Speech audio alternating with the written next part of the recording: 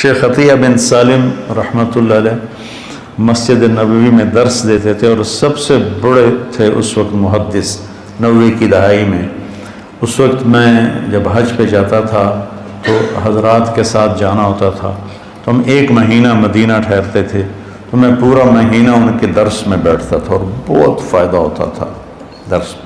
ان کی کتاب تھی صلاۃ التراویح، وہ میں نے ساری پڑھی کہ میں نے یہ کتاب اس لیے لکھی ہے کہ میں دیکھتا ہوں کہ 8 تراویح کے بعد بہت سے لوگ نماز چھوڑ کے پیچھے بیٹھ جاتے ہیں۔ اس پر یہ عنوان تھا، اور پھر آگے بات کی کہ یہ نفل ہے۔ کوئی مدینے والے 40 پڑھتے تھے بعد کے، حضور کے بعد کے زمانہ میں، خلفاء راشدین کے بعد کے۔ مکے والے وہ 4 تراویح پڑھ کے 1 طواف کرتے، پھر 4 تراویح پڑھ کے 1 طواف کرتے۔ مدینے والوں نے کہا ہوں اسی طواف تک کر نہیں سکنے، ایسی کی کری، انہوں نے کہا ایسی 20 دیاں 40۔ خان صاحب 2 رکعت نماز نفل، اللہ اکبر۔ یہ کوئی پنجابی جو صحیح بات ہے تو 8 پڑھ لے، لڑو نہیں، 20 پڑھ لے، اپنے جو تم دیکھتے ہو امت کا تواتر اس پہ قائم رہو، اور اس بحث میں کبھی نہ پڑھنا کہ 8 رکعت نہیں ہیں بھی۔ وہاں جیلم کی مسجد اہل حدیث کی تھی، تو میں راول پنڈی سے آ رہا تھا، اس وقت جی ٹی روڈ تھی، وہاں ہم ظہر کی نماز کے لیے رکے۔ میں اندر داخل ہوا تو دروازے کے ساتھ ایک بہت بڑا ایک لگا ہوا تھا اشتہار کہ 20 تراویح ثابت کرنے والے کو 5 لاکھ روپے انعام۔ تو ایسی احمقانہ حرکتیں کرنے کے لیے زندگی نہیں ہے، تھوڑی سی ہے، اسے صحیح کام میں لگانا ہے۔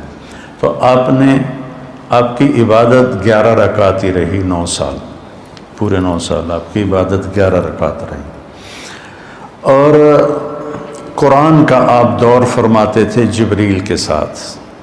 رمضان میں جبریل آتے تھے، اب ایک قرآن غالباً جبریل سناتے ہوں گے، ایک قرآن اللہ کے نبی سناتے ہوں گے۔ جس سال آپ دنیا سے تشریف لے گئے اس رمضان میں آپ نے 2 قرآن سنائے، 2 دفعہ قرآن کا دور کیا۔ اور پھر لیلۃ القدر کے تلاش میں آپ نے ایک دفعہ پورا مہینہ اعتکاف کیا، پورا مہینہ۔ پھر اس کے بعد فرمایا کہ اس کو آخری 5 راتوں میں تلاش کرو، 21، 25، 21، 23، 25، 27، 29، اس میں اس کو تلاش کرو۔ اور آخری اشرا پہ اعتکاف بیٹھتے تھے، آپ کی مستقل سنت۔ ایک دفعہ آپ کا اعتکاف، آپ نے اعتکاف کسی وجہ سے نہیں کیا، وہ ایسا ہوا کہ حضرت عائشہ آپ کے اعتکاف میں بستر لے کر آ گئی، ان کو دیکھ کر حضرت زینب بھی بستر لے کر آ گئی۔ تو آپ نے دیکھا یہ سوکنیں تو آپس میں ہی لڑیں گی مسجد میں، تو آپ نے اعتکاف اٹھا دیا اور ختم کر دیا۔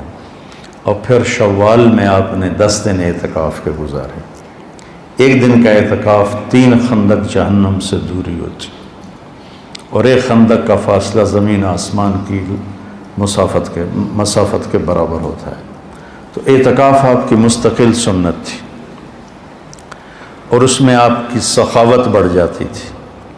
رمضان کا مہینہ سخاوت کا بھی ہے۔ آپ اجود الناس تھے، ان اللہ الاجود الاجود وانا اجودکم من بعدہ۔ اللہ سب سے بڑا سخی ہے، اس کے بعد سب سے بڑا سخی میں ہوں۔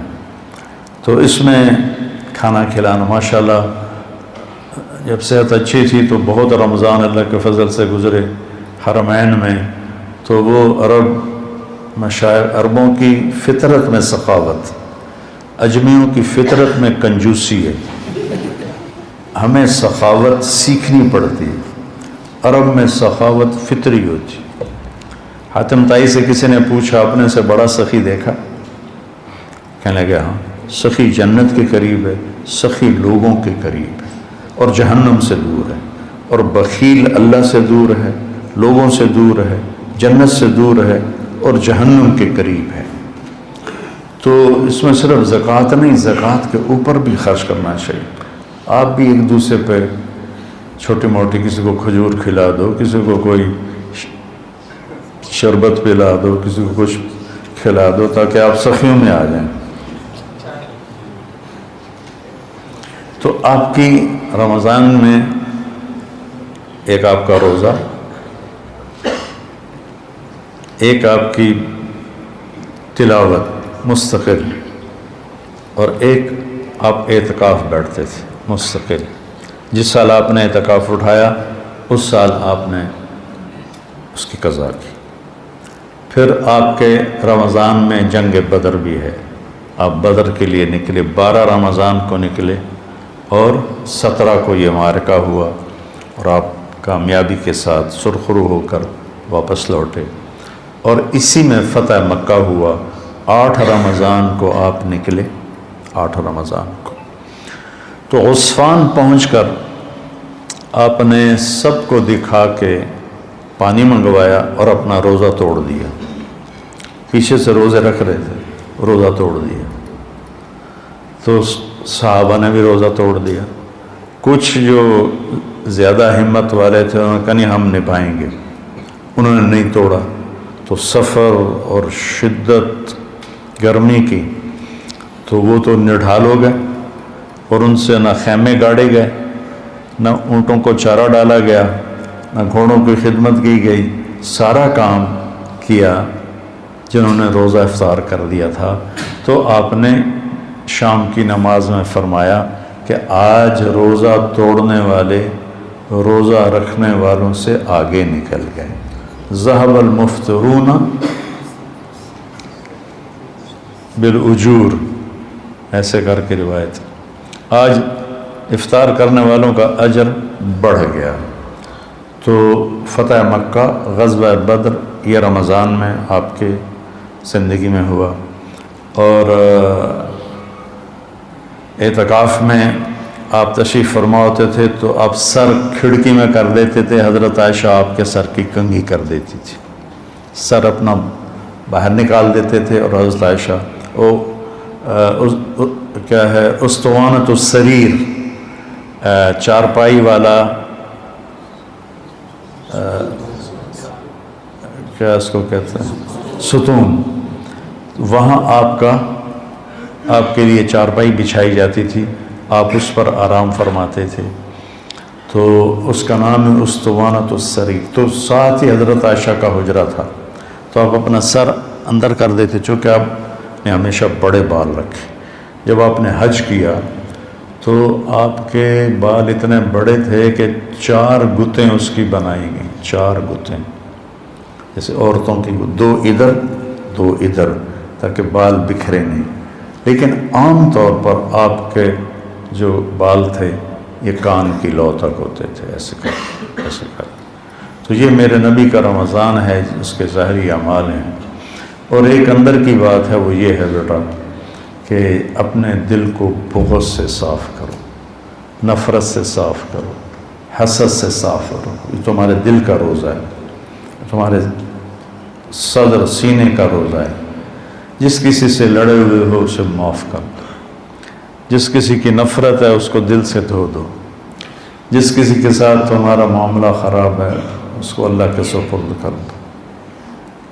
جھگڑا کرنا، میرے نبی نے مدینے والوں سے کہا میرے بعد تمہیں تمہارا حق نہیں ملے گا، کیا کرو گے؟ تو انہوں نے کہا ہم تلوار اٹھائیں گے، اپنا حق لیں گے۔ آپ نے کہا اس سے اچھی بات بتاؤں؟ کہا جی کیا؟ کہا حق چھوڑ دینا، قیامت کے دن حوض کوثر پر آ کے مل لینا، سارے حق پورے کرا دو۔ تو یہ وعدہ صرف مدینے والوں سے نہیں ہے، ہر اس امتی سے ہے جو لڑائی سے بچنے کے لیے حق چھوڑ دے، اپنا حق چھوڑ دے اور جھگڑے کو دبا دے، تو اللہ کے نبی اس کے وکیل بن کر اللہ سے سب کچھ دلوائیں گے۔